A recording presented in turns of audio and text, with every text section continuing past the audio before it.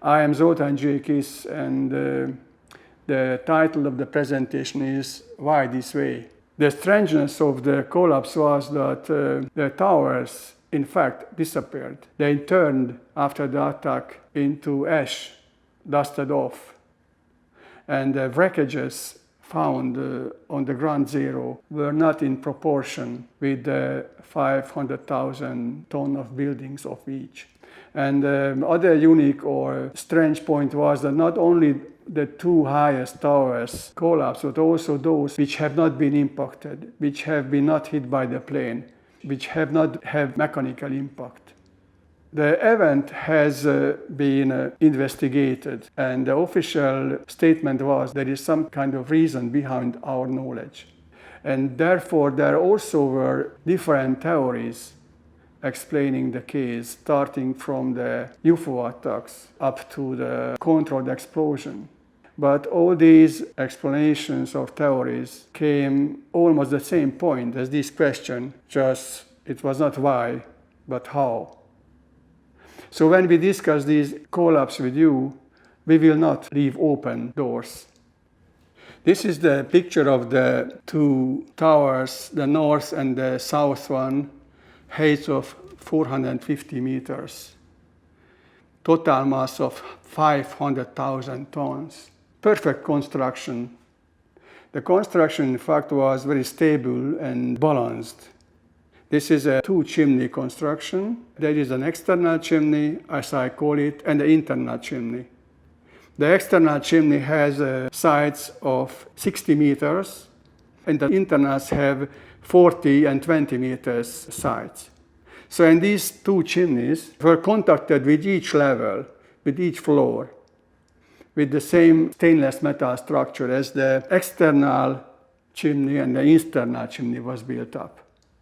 So this two-chimney construction has given a high strength of the buildings. They actually were designed for a 230 kilometers, withstand 230 kilometers per hour windstorm. And now this plane is coming of 170 tons total weight with 850 kilometers per hour and with a kinetic energy of almost 5,000 megajoule. It's coming and hitting the building. But it not stops at the external building, but goes in and stops inside. If the crash would be a hard one, in that case, the airplane would destructed and maybe the tower would be tumbled down. So the question is now where this energy has, after the crash, disappeared, or where this energy has accumulated. So this is a tremendous energy for starting to discuss where this energy could be.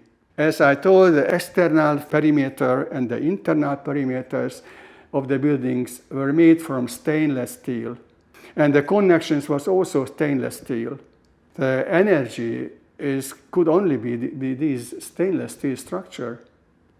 Obviously, after the crash and the slowdown of the airplane, there was a fire, the burning kerosene inside.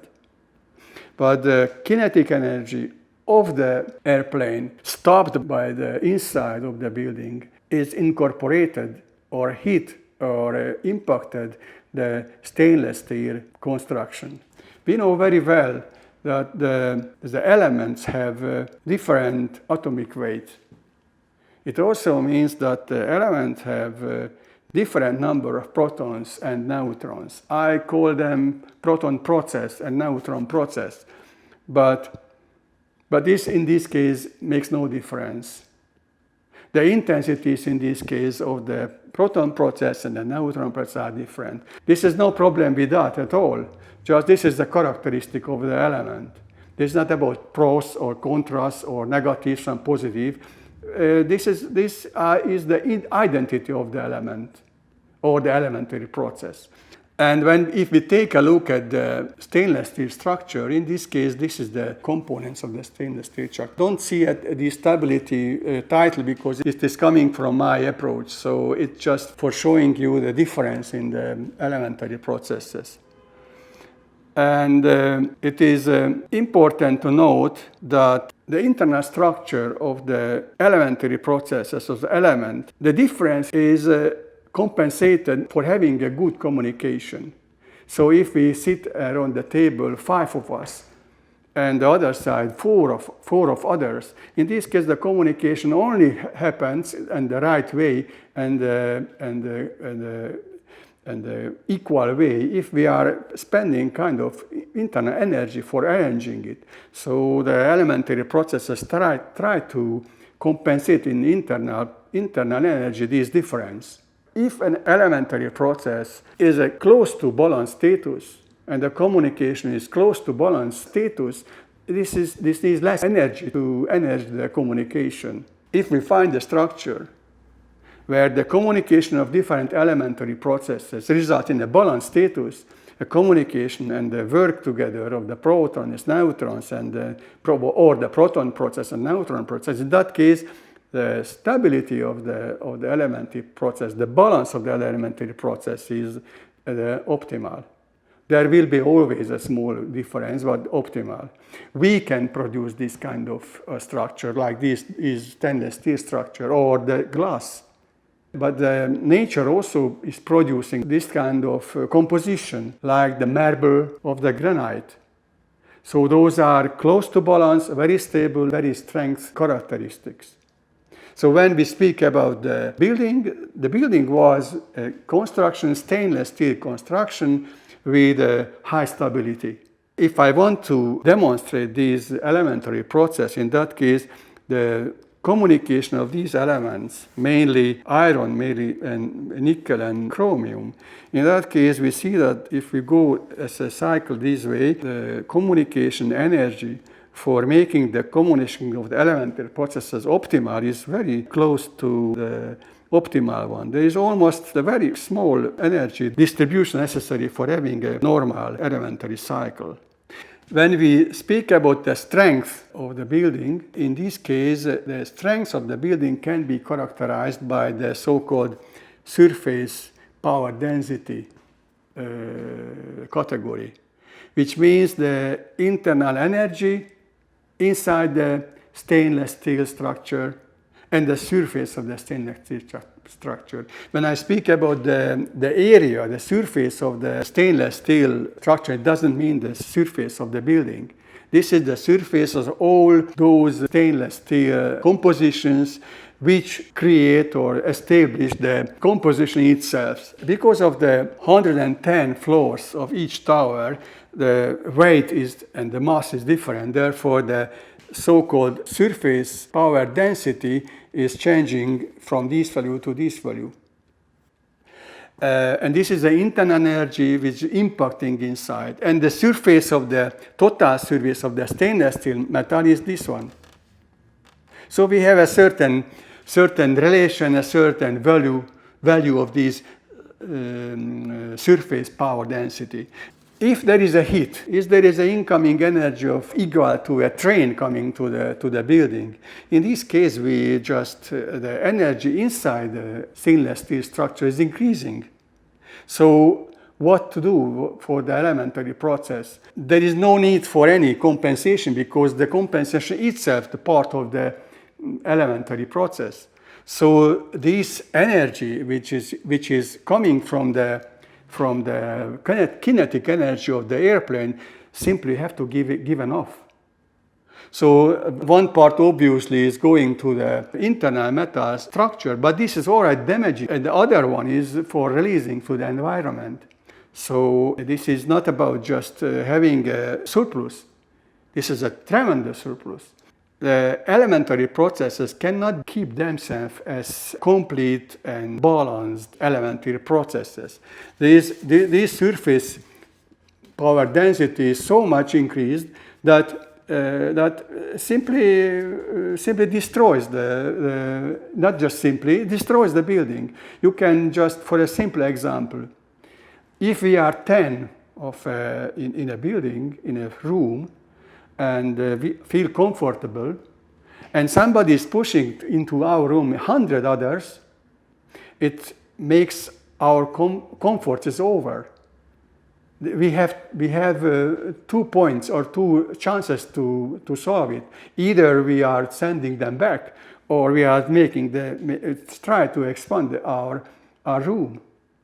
And there is a point when we cannot manage the expansion. The identity of the elementary processes is over. This cannot be come back to the point to start elementary process. This is not about to come back to and start the next time the elementary process at the same level as it was at the previous time, at the previous cycle. It's over. There is no other than the disappearance of the identity of the elementary process. And what else can be? This is no way for evolution, or no way for evolution of the process. This is turning into dust.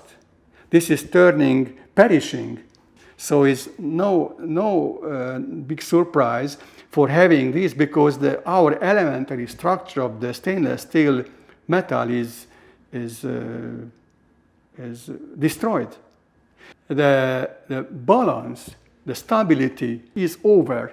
If we take a look at those pictures, we see that the glasses are broken.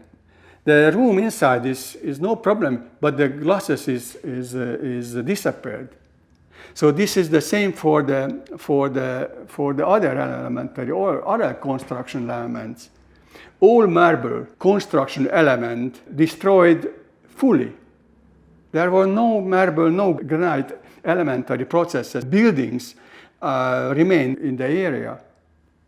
And if we want to compare the Pentagon impact with these impacts, you see that this is because the construction is different, not so balanced, because there is no necessity.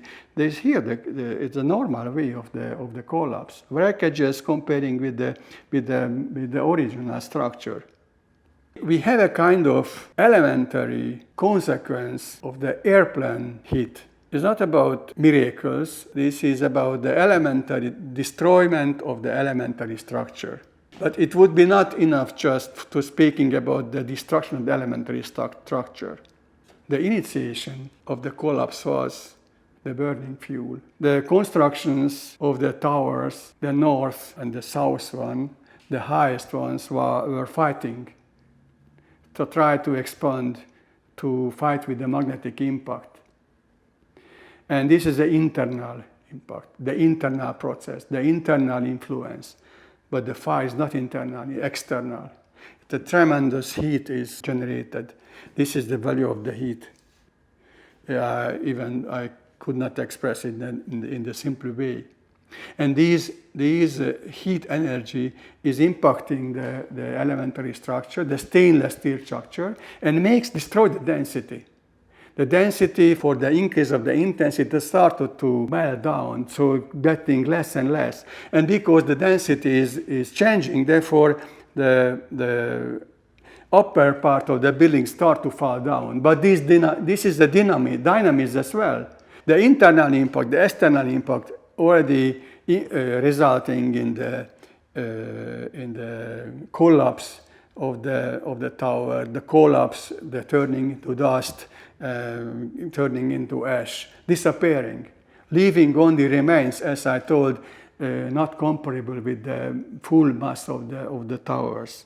If we want to make a conclusion, all of this told, in this case, the first conclusion is that the construction and the structure of the towers were stable and strong. The reason was the destruction of the elementary balance of the stainless steel structure and the released magnetic impact of the elementary processes, the magnetic impact of the elements, the own magnetic impact, or the impact to the others, because the other towers also collapsed, 44 and with 20 levels, without any mechanical impact. They also perished. So the magnetic impact or the area around this has its consequences. And because the magnetic impact is increasing the intensity of the processes, there were the incentives of the communication of the elementary processes with the environment is increased. Therefore, they find cars with corrosive components. because the communication between the air and the metal structure was speeded up. The conclusion 3 is that the propagating magnetic impact resulted in further damages within the closed areas. The most valuable objects were those with elementary processes close to the balance status. The other World Trade Center towers, marble, glass, granite. And conclusion 4 is that the burning fuel contributed to the destruction and initiated the collapse. The burning fuel itself would not result in the collapse, but it was the initiation of the collapse. The heat weakened the density of the structure, and the crashing down upper part had its additional destructing dynamical impact. So this is my conclusion, and I hope I could explain to you my views. And thank you for your attention, and see you next time.